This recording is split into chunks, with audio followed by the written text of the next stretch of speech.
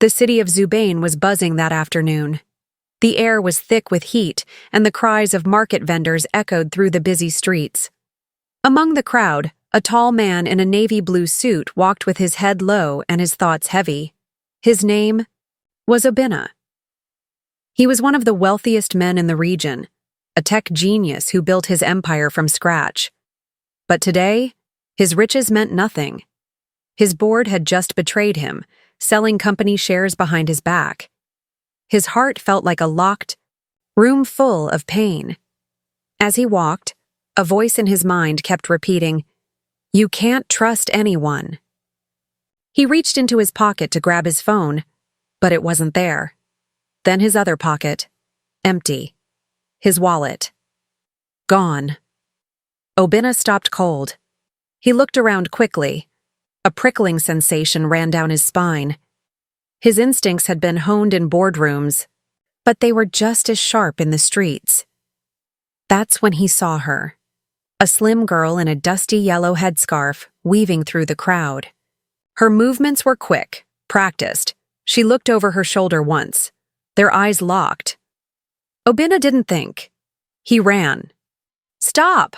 he shouted, pushing through the sea of people. The girl darted into a narrow side street. Obina followed. He was taller, stronger, but she was faster. She cut through an alley and leapt over a pile of broken crates. He tripped once but didn't stop. This wasn't about the wallet anymore. It was about pride, about control. Finally, she reached a dead end, a wall too high to climb quickly. She turned, panting. Obina caught up, eyes blazing. "Give it back," he growled. She stood frozen, clutching the wallet in both hands. Her face was young, maybe 20, maybe younger. Her eyes were fierce but tired. "I'm sorry," she said softly. "I didn't want to steal. I had no choice." Obina stepped closer. "There's always a choice." The girl's lip quivered. "My brother is sick. He hasn't eaten since yesterday. We were thrown out of our room. I just needed something. Anything." Obina paused. For the first time, he looked at her properly. Her clothes were torn. Her hands were dirty. But her voice, there was no lie in it, just desperation. A small cough echoed behind them. Obina turned. A young boy lay curled up on a mat under the shade of a broken fence. His ribs showed through his skin. He looked barely 10 years old. "My name is Amali," the girl whispered.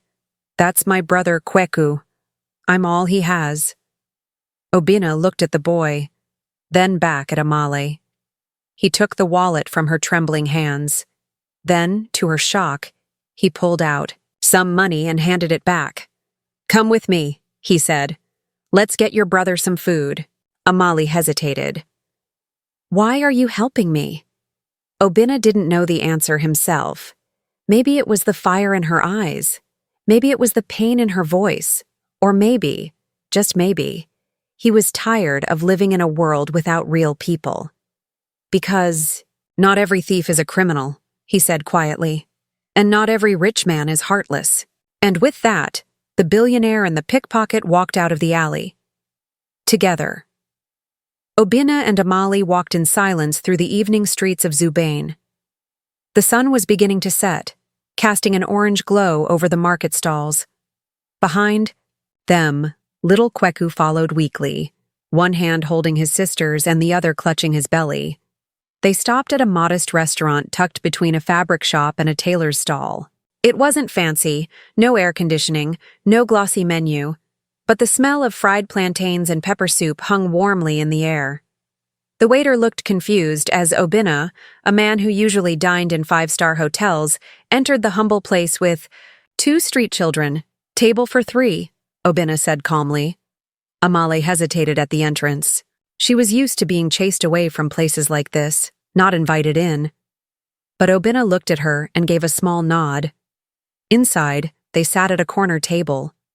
Obina ordered rice, beans, fried plantain, and fresh juice. When the food arrived, Kweku, attacked the plate with such hunger that even the waiter paused. Amali didn't touch her food immediately. She kept glancing at Obina, still unsure of his intentions.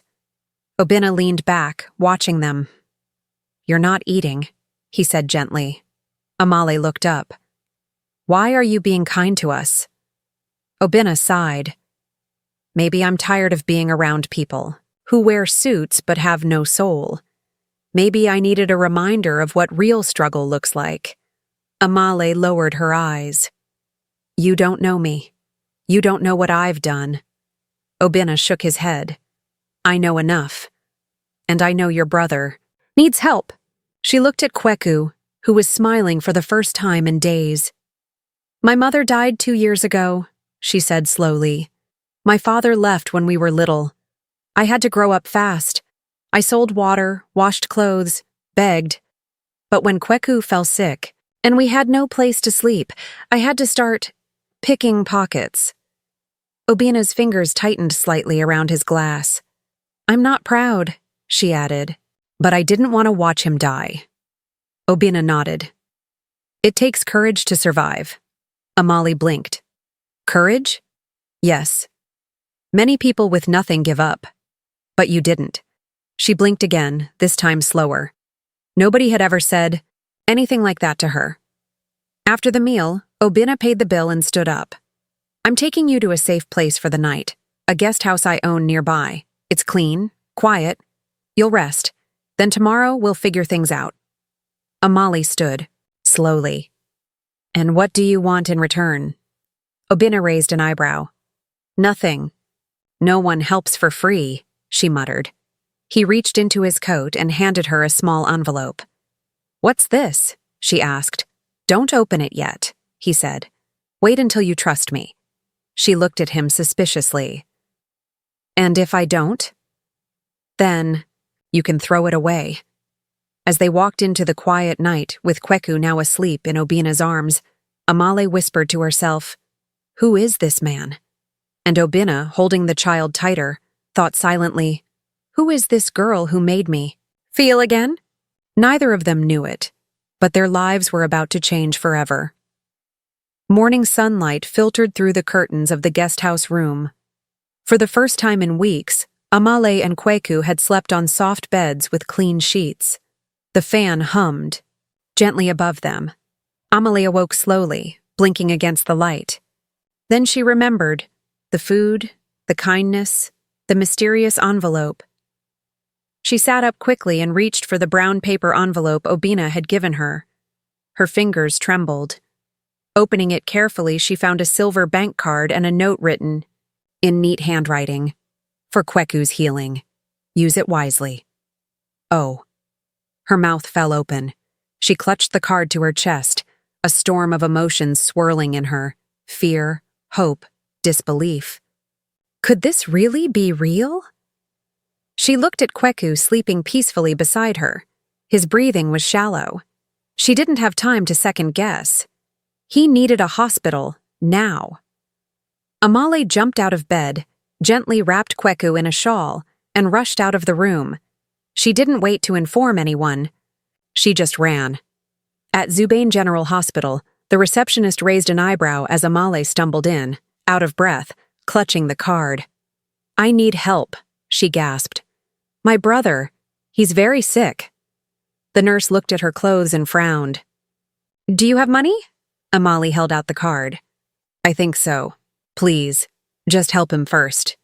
The nurse took the card, scanned it, and paused.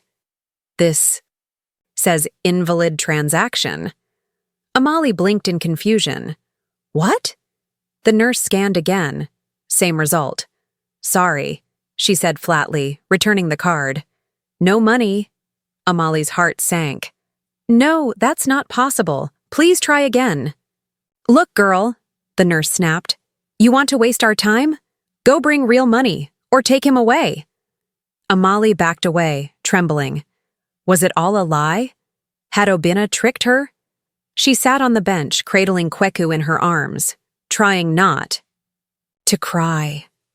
Her eyes were still fixed on the card when a soft voice whispered from behind, "Well, well.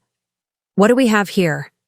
Amali turned sharply. Nosy, tall, beautiful, and dressed in expensive clothes, stood watching her with folded arms and a mocking smile. "I knew I'd find you," she said. "You're the little thief he's been talking about." Amali stood protectively in front of Kweku. "Who are you?" "I'm Ngozi, Obina's fiancé," she lied. "Or I was, until a dirty street rat started following him. I didn't ask him for anything." "Oh, really? Then what's that in your hand?" Amali clutched the card tighter. Ngozi stepped forward quickly and snatched it from her. "Hey!" Amali cried. Ngozi laughed, waving the card in the air. "You think Obina gave you real money? This is blank. Just a shiny toy to make you feel special." Amali's lips trembled. "Please, I need that. My brother, save the drama." Ngozi snapped. "He doesn't love you. You're a charity case, that's all." And with that, Ngozi turned and walked away, heels clicking loudly on the tile. Amali collapsed to the floor, sobbing. Kweku's small hand tugged at her sleeve. "Ama, I'm cold." She pulled him close and kissed his forehead. "I'm sorry," she whispered. "I tried." Outside, Ngozi slipped into her car, staring at the card. She smirked. She didn't know if there was money on it or not, but she'd find out soon. And if there was, she would spend every kobo. Back inside the hospital, Amali carried Kweku in her arms, walking slowly out of the building. She had no money, no card, and now, no hope. But deep in her heart, a flame still burned. She would find Obina. She would find the truth. The streets of Zubayn were louder than usual.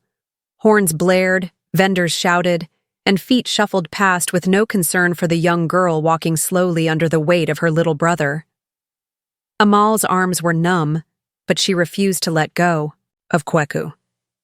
His head rested limply on her shoulder, his breath faint. She had walked for hours since leaving the hospital. The sun now blazed overhead, but she didn't stop, not even to cry. Her only goal was to find Obina. "He wouldn't lie," she kept repeating in her head. "He's not like the others." But doubts crawled in like shadows. Why didn't the card work? Why did that woman, Ngozi, say those things? What if she was right? Amali paused near the old railway station, now abandoned and overgrown with weeds. The broken roof offered a little shade, and the concrete floor was at least cooler than the burning road. She lowered Kweku gently and covered him with her scarf. She looked around. Silence. Only the distant hum of traffic reminded her that the world hadn't stopped. Her stomach growled. She hadn't eaten since yesterday. But her thoughts weren't on food. They were on Kweku's weakening breaths. She buried her face in her hands, and that's when she heard it. "Child, why are you crying here alone?" Amali turned sharply. An old man stood near the broken wall, wearing white native cloth and holding a carved walking stick. His beard was long and silver. His eyes were soft but deep, like he'd seen many lifetimes. I have no place to go," Amali whispered. "My brother is sick. The man who promised to help us. I think he lied." The old man walked closer and sat on a stone near her. "What makes you think he lied?" "I went to the hospital. They said the card he gave me had no money. Then a woman came. She took it." "Did the man ever treat you badly?" Amali paused. "No, he was kind. He gave us food. He listened to me. But why would the card be empty?" The old man smiled gently. "Sometimes the kindness of a good heart is ruined by the greed of a jealous one." Amali stared at him, confused. "My daughter," he continued, "when the river suddenly dries up, it doesn't mean the water is gone forever. It may just be blocked. But those who keep digging will find it again." Tears welled in her eyes. "But what do I do now? I don't even know where he lives." The old man reached into his pouch and brought out a small piece of charcoal and paper. He scribbled something quickly and handed it to her. "Go to this place," he said. "Someone there will know where to find him." Amali took it with trembling hands. "Who are you?" But the old man was already walking away. She called out, "Wait, what's your name?" He turned slightly and smiled. "Call me Elder Okoro," and never stopped believing. Then he disappeared down the alley, swallowed by the shadows. Amali folded the paper and placed it under Kweku's scarf. She looked up at the sky. "Thank you," she whispered. She didn't know who that man was, or why he helped her, but something inside her felt lighter, like hope had returned to her chest. As she sat beside her brother, holding his fragile hand in hers, the sky above Zubain darkened with gray clouds. Rain was coming. But Amali wasn't afraid. Not anymore. The rain came hard and fast, pounding the ground like angry drums. Amali huddled beneath a broken roof beam of the abandoned railway station, shielding Kweku with her body. His breaths were shallow, and his forehead burned with fever. "Please hang on," she whispered, her voice cracking. "Don't leave, E." The paper Elder Okoro gave her had become damp, but the writing was still legible. "Mapalo Foundation Office. Ask for Mr. Bello." She didn't know who that was, but it was the only lead she had. Lightning cracked across the sky. Amali knew she couldn't stay in the station. If Kweku got any sicker, he wouldn't survive the night. She gathered her strength, wrapped her brother tighter, and stepped out into the rain. Meanwhile, in his office across the city, Obinna stood at the window, watching the storm rage. He hadn't been able to sleep since the day Amali left. Something didn't sit right. He had sent money. He had trusted her, but she never returned, and the hospital said no payment was made. Suddenly, his phone buzzed, a message from his bank. N10,000 withdrawn via card ending in 4832. Obinna's eyes widened. "That's the card I gave." "Her," he quickly called the bank. "Can you trace where the money was used?" "Yes, sir," the voice replied. "An auto dealer on Silver Crescent. A new car was purchased." Obinna's face darkened. He remembered Ngozi flaunting her new red car just 2 days ago, his hands clenched into fists. She took the card and lied. Obinna's anger boiled, not just at Ngozi, but at himself for not acting sooner.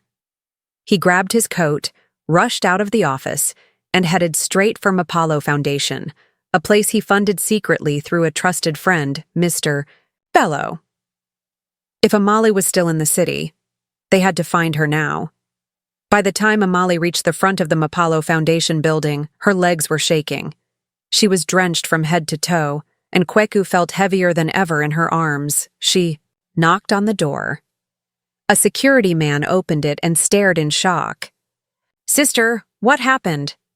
I need to see Mr. Bello," she gasped. "Please, my brother. He's dying." Within minutes, she was brought inside, wrapped in towels, and given warm tea. Kweku was laid on a sofa. A doctor from the nearby clinic called immediately. Mr. Bello arrived, an elderly man with kind eyes and a warm smile. When he heard her name, he nodded.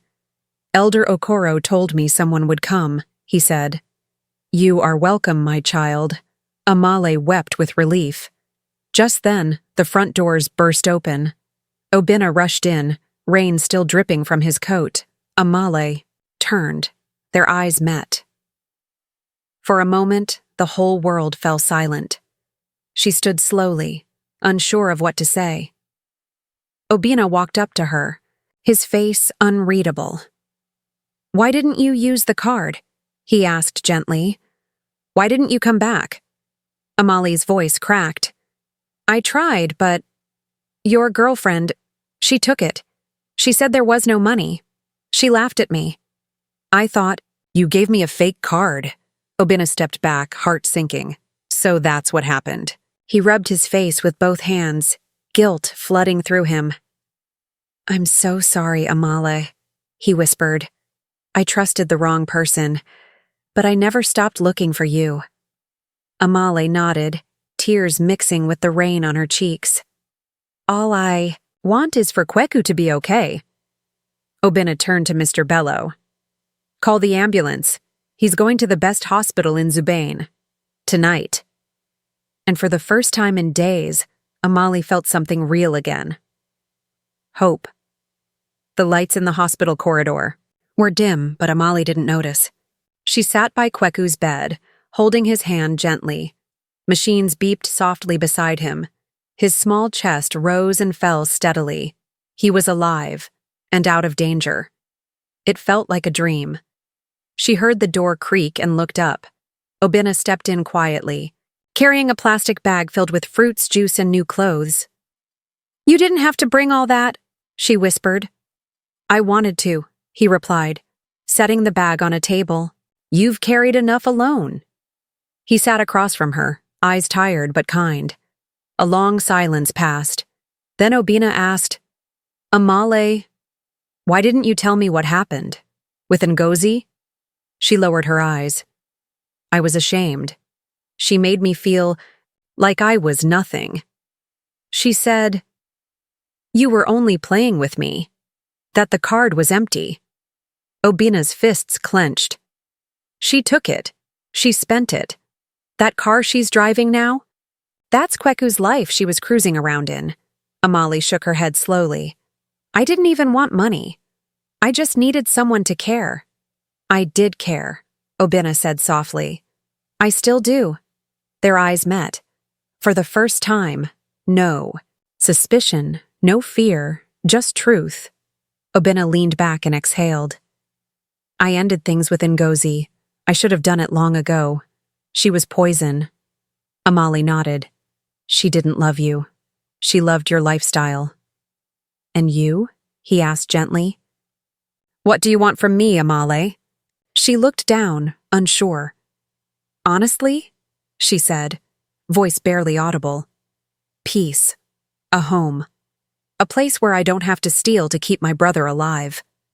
Obinna stood up and walked closer to her. "You'll have that. Not because I pity you, but because I respect you. You survived things most people would collapse under. And through all of it, you still protected Kweku." He reached into his pocket and handed her a new card. "This one has more than enough. Not just for hospital bills, but for a fresh start." Amali hesitated, then took it slowly. "Thank you. But I want something else," he added. She looked at him, puzzled. "I want you to work for me." Her eyes widened. "My foundation helps street children, orphaned girls, struggling families, but we need someone who knows that world, not just from papers and numbers, but from experience." "Are you serious?" she asked. "I don't make promises I can't keep," he said with a smile. Amali blinked rapidly, emotions swirling. Inside her, "Obinna, I don't even know how to use a computer." "Then I'll teach you," he replied. "You've taught me something more valuable: compassion, realness, purpose." She looked down at her hands.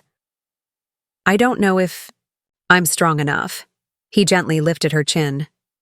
"You already are." At that moment, the doctor entered. "Excuse me," he said, looking at Amali. "We ran a few routine tests.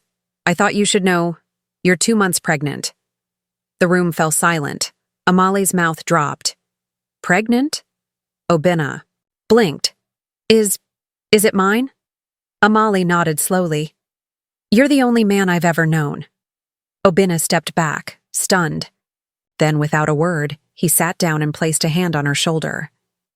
"We'll raise this child together," he said. "Not out of obligation, out of love." Tears streamed down her cheeks.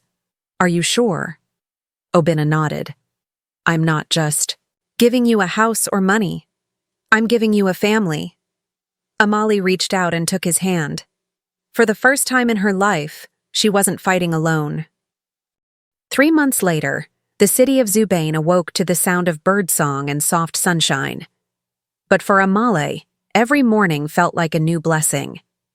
She now lived with Kweku in a small, beautiful bungalow at the edge of town, gifted to her by Obinna, not as charity, but as a place she could call her own. Kweku had recovered fully.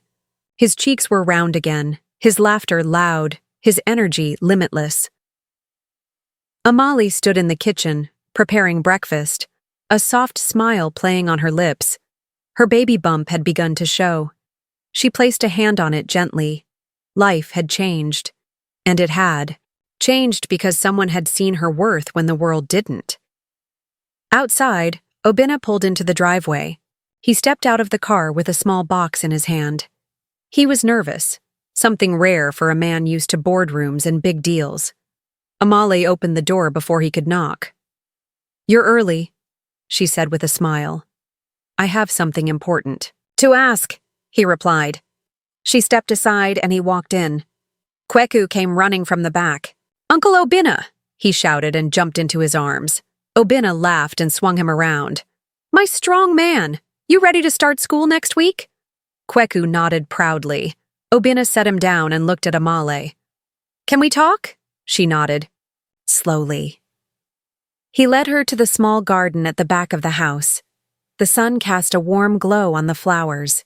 Birds chirped softly. Obinna took a deep breath, then went down on one knee. Amali gasped, covering her mouth.